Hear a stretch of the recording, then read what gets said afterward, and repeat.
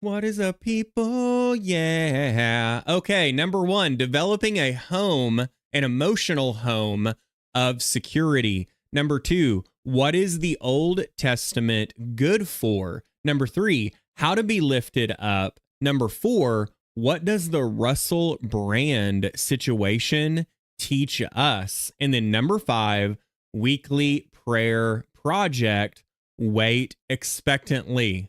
This is Things I Learned on Sunday, a recalling of insights harvested through conversation, observation, and the example of others. Now, the purpose of this podcast is that you would share in the powerful impact of these insights along with me while you begin your day and hopefully nourish your soul to start your weekend off right. Welcome. Okay, so the first thing, how to develop an emotional home of security, comes from my last weekend with Jolie. So this last weekend, and there will be a vlog about this, Jolie ran in a run in a small town near St. Louis, Belleville, that's kind of known for this half marathon and marathon. And during the trip, it was just a really good period of growth. And anytime we get to go on a trip together where we just get to focus on each other, it's a good period of growth for us. And I thought about this concept, and I've been thinking about this concept of an emotional home for a while. So this is sort of a new term in psychology. I don't believe it has any formal academic representation. It's more of an idea. But the idea of an emotional home is that we all have, first, different emotions that we feel on a regular basis. And most of the emotions that all of us feel really can be counted on two hands. I mean, there are things like anxiousness, excitement, fear, jealousy, envy, anger, sadness. There are just a handful of emotions that we all feel. And the concept of an emotional home is, where do you revert back to when you're in a default state? So if you compiled all the challenges that have occurred in your life, and let's say that externally you were at an average, right? So for you, things are not really in a high stress environment or a different environment, or on the low side, like they're not super low or super exciting. Like externally, things are pretty average in your life. The question becomes, what do you revert to? What emotions do you naturally revert back to? What is your emotional home? And so for me, to give you an example, I think I really have two. Number one, I think my first emotional home is overwhelm, which is really interesting. I think my second emotional home is probably a combination between stress and worry. So all things being average, I revert to being in a state of overwhelm. Now, what's really interesting is your emotional home, it serves you in some way. And the first way, that is a fundamental way that it serves all of us, is that it's what we know. It's what we're used to. So if someone lives in an area where there's a lot of hurricanes, and they're, every 5 or 6 or 7 years, their homes get completely destroyed, and then they go back, and you think, why in the world wouldn't you just move? Why do these people keep coming back? It's because of what they've known. We get comfortable, we get complacent with the things that we know, and emotionally, it's like a ball rolling down a hill. It's the same thing with your emotional home. Now, that emotional home serves us in that way, that safe and secure kind of feeling first. It also might serve us, or at the time that we developed the emotional home as a child, it might have served us in a different way. So, in other words, if you have a feeling of fear in your adulthood, and that fear is always causing you to look around every corner, it may be that when you were a child, that there was someone in your life that you trusted that really hurt you or really wronged you. And so you learned, and maybe this happened repetitively. So you learned to be looking around every corner, either metaphorically or literally. And so what happens then, you take this emotional home of looking around every corner of fear into your adult life, and it might be that this thing that protected you as a kid and you were using the best tools that you had to use as a kid doesn't really serve you very well as an adult. So you might ask yourself, out of all the emotions that I mentioned earlier, what do you revert back to when externally all things are pretty average? How do you feel, or where do you find yourself when all things seem to be average? Now, going back to this weekend, Jolie is a place of security for me. And so even though I mentioned like overwhelm and worry are sort of an emotional home for me, my wife, we will have been married 20 years this next year. We have developed a relationship, time-tested relationship that shows, and I know she would say this as well, that we can both rely on and trust in each other. So that happening, it has fostered an attitude of security by basically testing each other consciously or unconsciously early on in our relationship, and then the other coming through to be someone that we can take refuge in. So my emotional home with my wife, or a place that I consciously can get to whenever I'm around my wife, is a feeling of safety and security. Now, the reason I bring this up, and this brings us to Psalms chapter 16, verses 1 through 5, and I'll go ahead and read that. It says, "Keep me safe, my God." And then this is the part that I want to focus on, one of the parts. "For in you I take refuge." Refuge is an important word here. Verse 2, "I say to the Lord, you are my Lord. Apart from you," and here's another part I want to focus on, "I have no good thing." Verse 3, "I say of the holy people who are in the land, they are the noble ones in whom is all my delight." Verse 4, "Those who run after other gods will suffer more and more." Okay, so in contrast here, the suffering more and more is to not allow the Lord to keep us safe, not take our refuge in the Lord. "I will not pour out libations of blood to such gods, or take up their names on my lips." And then verse 5, another emphasis here, "Lord, you alone are my portion and my cup. You make my lot secure." Okay, so the reason that I bring up this concept of the emotional home and how the relationship that I have with Jolie has been time tested and proven to be a place that I can go to feel safe, then I automatically do that now without thought, right? I have faith that I can go to her and be safe. Now, what's being said here in the Psalms is that it's in God that we should take refuge, and it's an understanding that all good things come from God. And even further emphasized, it's not just that you can take refuge in God and that all good things come from Him, but in verse 5, it's really from God alone that you can take refuge. Now, I struggle to have this kind of refuge in God.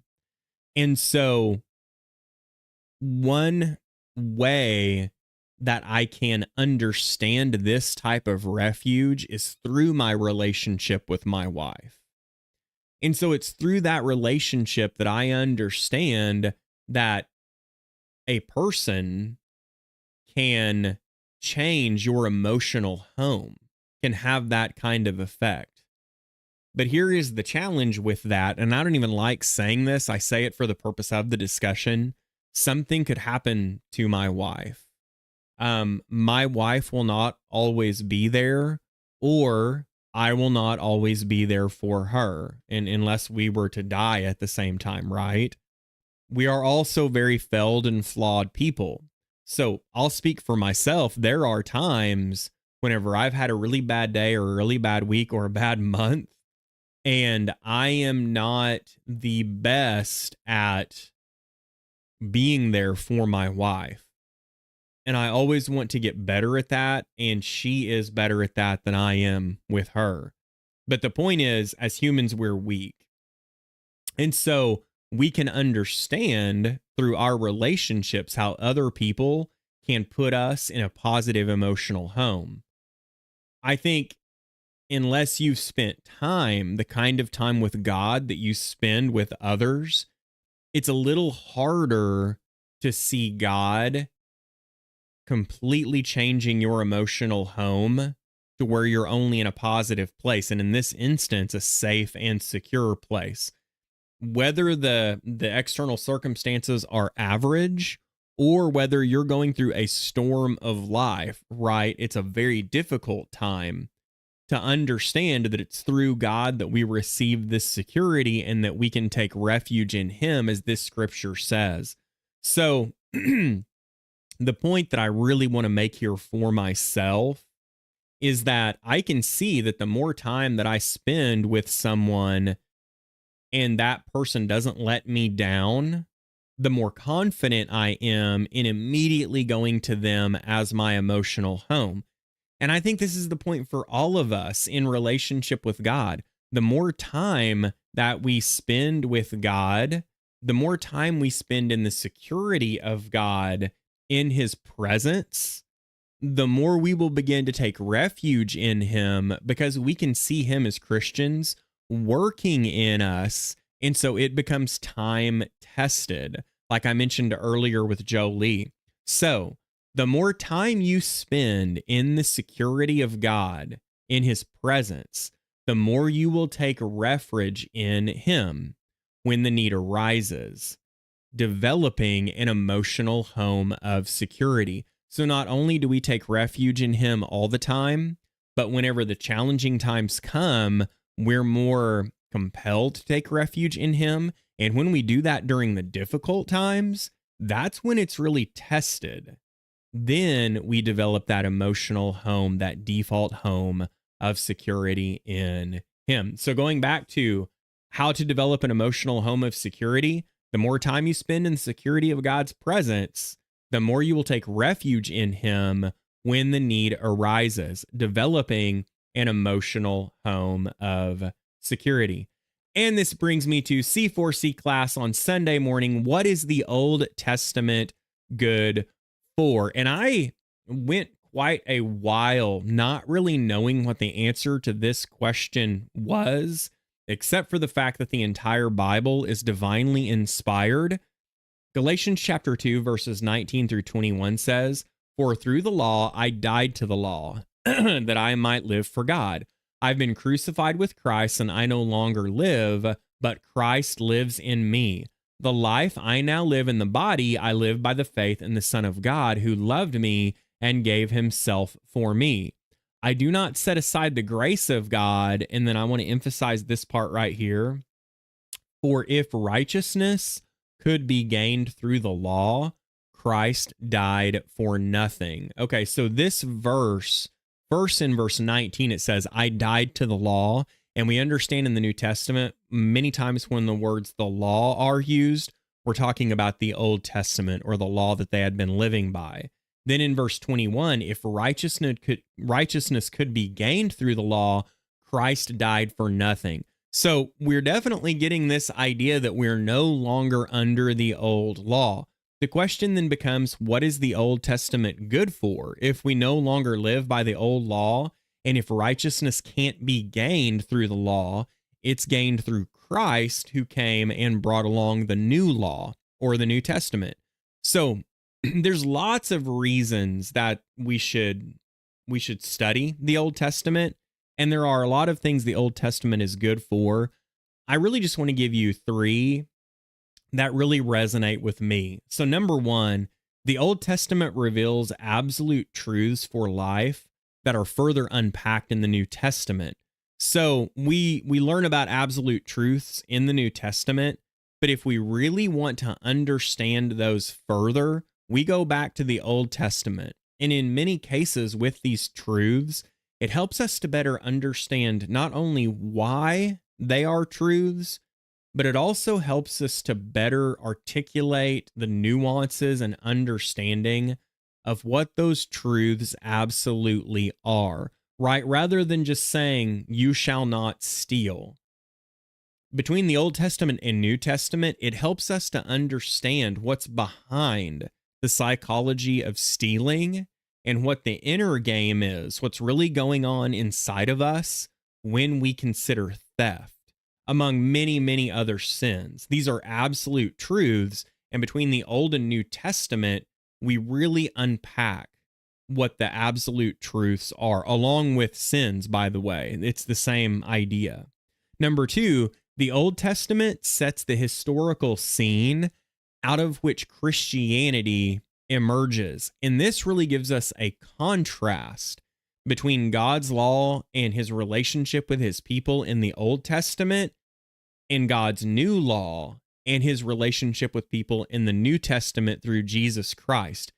So you can't really fully understand and appreciate the new law until you really understand the old law. At least that's certainly been the way it's been with me. So the Old Testament sets that historical scene out of which Christianity emerges and helps us to better understand Christianity. And then number three, the Old Testament makes a case for Christ through its creation, corroboration, and prophecy. Okay, so through its creation, the very fact that the Old Testament, the books of the Old Testament were created at different dates, how those books corroborate with books in the New Testament, how they correlate with each other, how they are not contradictory. Just the fact that the Old Testament exists and it exists in corroboration with the New Testament gives us a case for Christ. But then not only that, there's a period, the Apocrypha, between the Old Testament and the New Testament. At the bare minimum, the number of years between chronologically the last book in the Old Testament was written and the first book in the New Testament was written. I always get this number wrong. I always want to say 600 years. At minimum, it might be 400. Tell you what, because I'm unsure of that and this is live, I'll put that in the description below. The point is centuries chronologically between the old and new.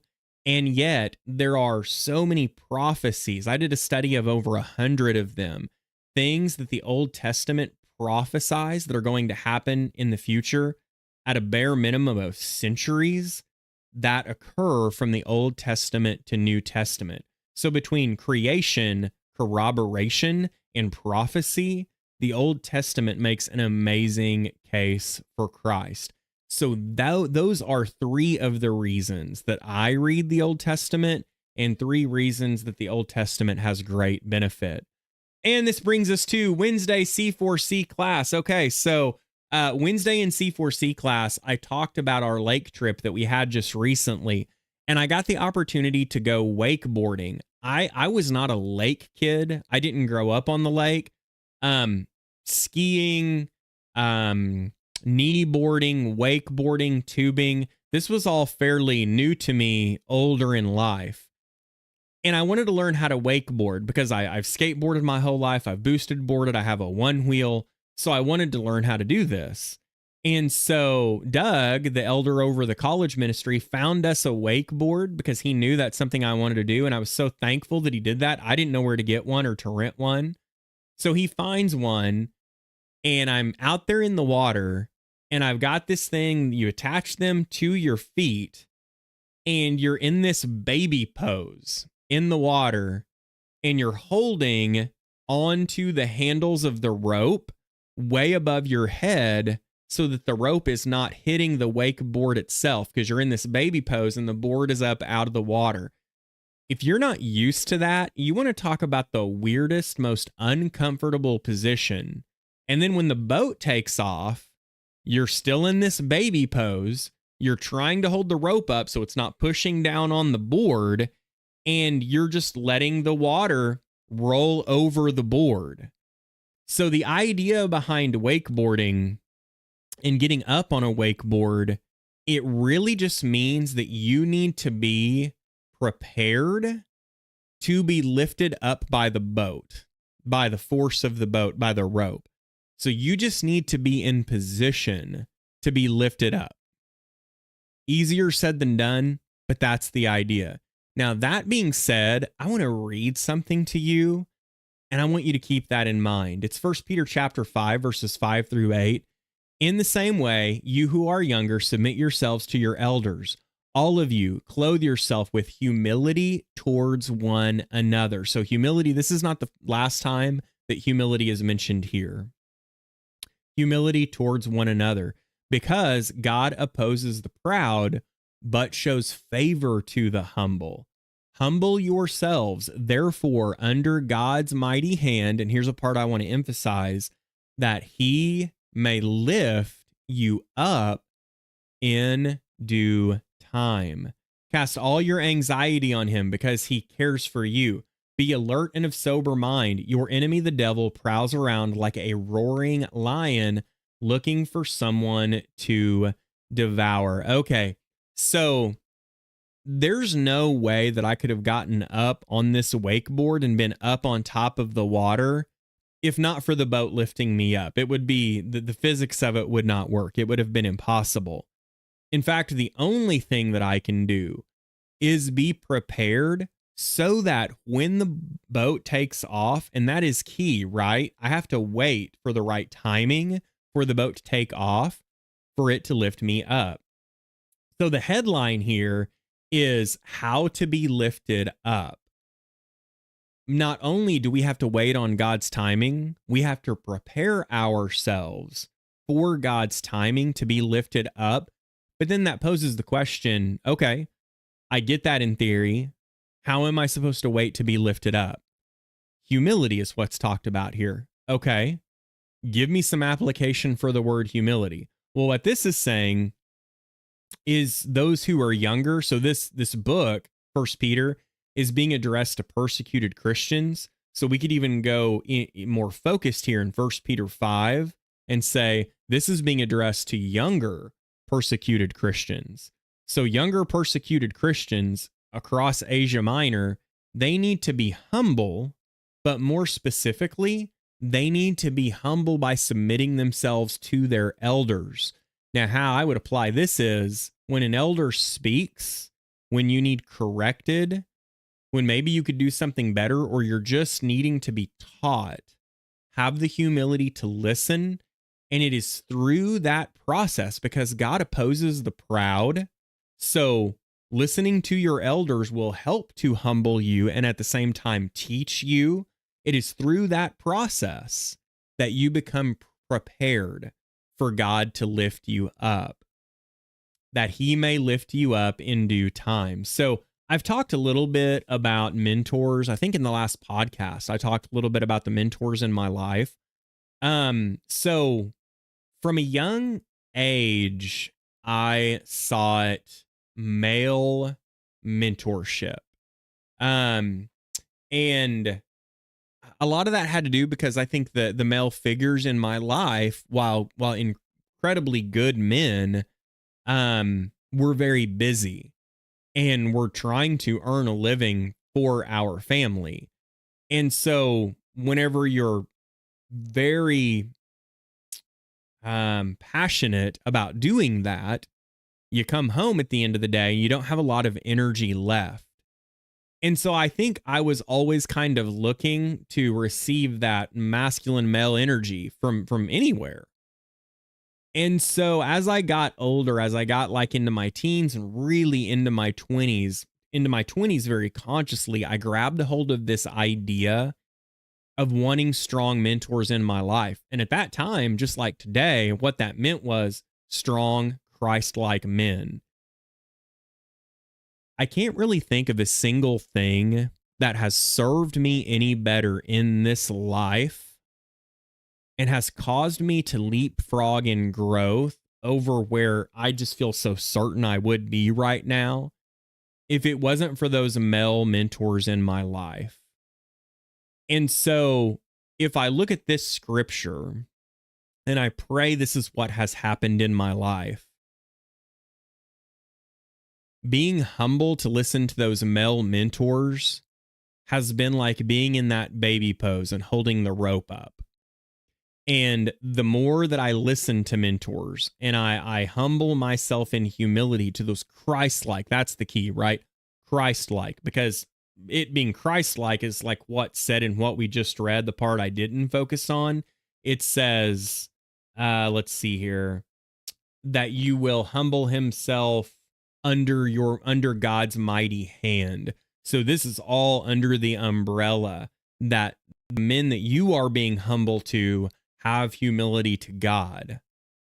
So as I did that, in that baby pose with the rope held up, I was waiting in a sense, without maybe even totally realizing the analogy. I was waiting for God to lift me up. And I think I can see in my lifetime that that has happened. So to be lifted up, the question is how to be lifted up. Be lifted up in God's timing by humbling yourself under his and his people's direction. I want to challenge you to look for his people's direction, i.e., look for those men and women in your life that are Christ-like, that you connect with, and don't just go for one or two. Get around these people, get to know these people, see if they have the time and energy just to talk to you, if they have the ability in their schedule. Again, timing is everything. And be lifted up in God's timing by humbling yourself under his and his people's direction. This brings us to in the news.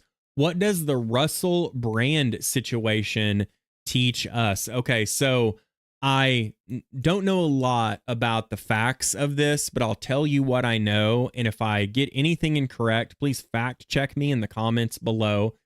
Russell Brand, if you don't know who he is, he was a huge actor in the 90s. And he now in 2023 has a podcast with over 6 million followers.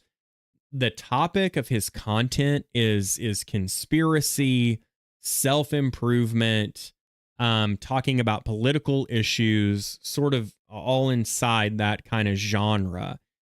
And just recently, I think it's been about a month ago now, there was a report that was sent out by 2 major newspapers in the UK that Russell Brand had sexually assaulted or was inappropriate sexually with 4 women. Now, the first thing I want to say is, I think we all agree as Christians that if someone does something un-Christ-like to a member of the opposite sex up to the point of sexual assault, I think we would all agree that that person needs to be punished for that thing or for those things. They need to be justly punished. There's no question about that. What's interesting about this story, to my knowledge, to this point, again, correcting me if I'm wrong, there has been 0 proof in these instances that these things occurred, and a couple other facts about these instances. Number 1, the latest of them happened over a decade ago. And then number 2, my understanding is that these news outlets approached these people directly. They were not approached by these people after a decade. So what Russell Brand would say is that, first of all, he denies the allegations completely. Secondly, he says that what is the agenda here? Because I'm talking more about conservative politics.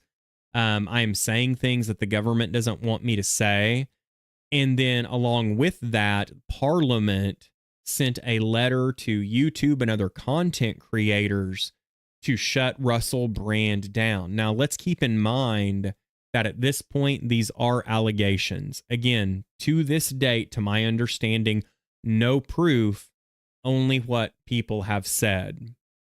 YouTube did not comply by taking down Russell Brand's content, but what they did was they demonetized him, meaning he cannot make money off of his content anymore. And my understanding is that is his number one way of making money. So again, I am not the judge or jury on whether Russell Brand did these things or not. That part I don't know about, and I'm not going to speculate on it. The part that I really want to talk about comes from two scriptures. And so I want to use these scriptures to talk about these ideas, these things that are going on in this whole situation. The first one is John chapter 14, verses 6 and 7. It says, Jesus answered, I am the way and the truth and the life. No one comes to the Father except through me. If you really know me, you will know my Father as well. From now on, you do know him and have seen him. So I think what is shocking to people, aside from the allegations, is that there's not been anything proven, but he has been demonetized and is not really able to make a living through something someone has said. So if you put yourself in those shoes, if somebody, for whatever the possible agenda or reason could be, said something against you, and just by them saying it with no proof, they had the power to shut you down from being able to make an income. That is something I think that's concerning to me, and concerning, I think, is why this is a story to many people that this has happened. I would call it guilty until proven innocent. And so YouTube has accepted Parliament to demonetize him based on, I don't know if they're saying, I think they're just saying these are allegations, but they're sort of using that as their compass as to demonetize him. And I don't think that's really that surprising, because in the US, as a culture, I think we look at our society and how things seem to be moving, and we start to take that as truth. And then, I guess some people are taking the government as this is where we receive our truth. So it becomes very dangerous to us whenever we look at society or government, or even our own feelings, right? I mean, all of this, society's made up of people, government's made up of people. They're getting their truths from how they feel. And then that's what's reflected whenever that is what's in mass, the most felt thing, the most felt belief. So our truths as Christians, according to this scripture, a very fundamental scripture in our faith, they don't come from our society, and they don't come from the government or even our own feelings, if they are in conflict with fundamental biblical truths. Because fundamental biblical truths give us a lot of leeway to act in this world, but we don't live by society, government, or our feelings if they're in conflict with those biblical truths. So that's the first point I want to make. The government, without any due process, should not be deciding somebody is guilty until proven innocent. And then Ephesians chapter 4, verses 14 through 16, this is really the next part.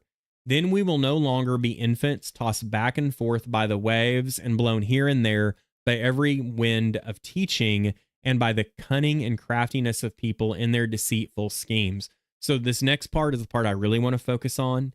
Instead, speaking the truth in love, we will grow to become in every respect the mature body of him who is the head, that is Christ. Okay, speaking the truth in love. So if, regardless of whether this comes out or can come out, that Russell Brand did these things, what is being shown here is that without any proof of truth, things can be people can be affected without any proof of that truth. Now, how does that apply to you and me as Christians?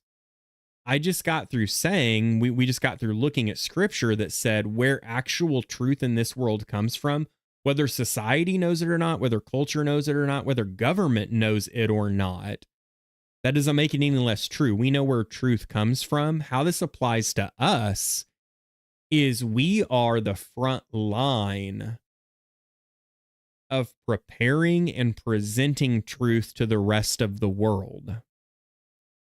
Because without truth, our society can't function. In order for a society or a people to function together, they have to have common beliefs and common values, right? If you want to get to know someone, a great place to start is what you have in common. If there's no truth, then there's no basis for relationship. So we need to be prepared as Christians, and this is the application part here, to both abide by the truth and speak the truth in love. That's key. That's what the scripture says. Speaking the truth in love. And it's doing that. It helps us to become mature Christians. And it also puts the onus on us to do our best in speaking the truth. Well, to speak the truth in the hopes that this brings health to our society, that we will help as Christians to keep us grounded as an American society on what truth actually is. In God we trust, right? So I also want to make the point again that I have no idea if Russell Brand is innocent or not. I do know, my understanding is that in his podcast, he has talked a lot about his past sexual promiscuity. And rather than judging him specifically, I just want to make the point that there's a reason that the New Testament labels things as sin, and that these sins, whether in the present that you're committing them or in the future, those things can come back to bite a person. The scripture that says, live in a way that no one will be able to speak ill of you. And that is such a good thing for us to do as Christians. So we need to be prepared and willing to both abide by the truth and speak the truth in love if we want to become mature Christians and bring health to our society. And I've just already said a prayer, since this is something I'm actually talking on, that the Lord knows what happens in this situation. So the prayer has been that justice would be served, that the victims would receive justice, and that Russell Brand and everyone involved would receive justice. And this brings me to the weekly prayer project, Wait Expectantly. Psalms chapter 5, verse 3 says, in the morning, Lord, you hear my voice. In the morning, I lay my request before you and wait expectantly. And then from the prayer project, do you have any prayers you've grown tired of praying? So this is the question, and you're going to be journaling about these things here in a moment. God doesn't want you to pray just to hear yourself talk. He wants you to bring him your requests and wait expectantly. He wants you to believe that he is who he says he is, that he is powerful enough to do the impossible. Okay, so these are the two things that you're going to journal about. Number one, think about your most long-standing prayers. How has God changed your heart through those situations? I'll read it one more time. Think about your most long-standing prayers. How has God changed your heart through those situations? And write it out. Number two, in the space provided, ask God to do the impossible and ask him to help you to wait on his answer expectantly. So you're going to write this down. Ask God to do the impossible and ask him to help you to wait on his answer expectantly. And that's going back to the first question that was asked. That is it. Thank you so much for listening today. If you've listened this far, if you're not already subscribed, less than half of the people who listen to these podcasts are subscribed. Please do so. If you liked this video, if you got any value from it, please like it so it gets out to more people. That is it. I hope you have a great weekend this weekend and you let your light shine before others and that they will know you are a Christian by your love. Talk to you next time.